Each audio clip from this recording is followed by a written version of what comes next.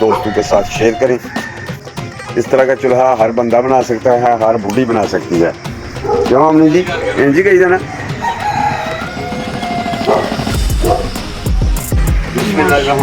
इसको निकाल लेते हैं। ये जो इसका मुंह बनाने के लिए पाइप रखा था,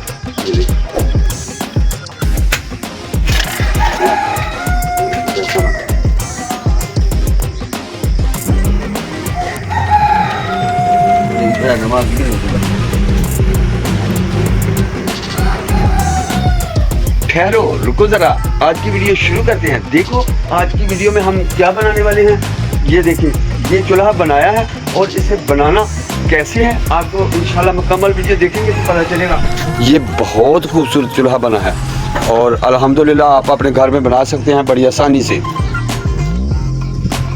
क्यों आमना जी? हाँ जी, हाँ जी।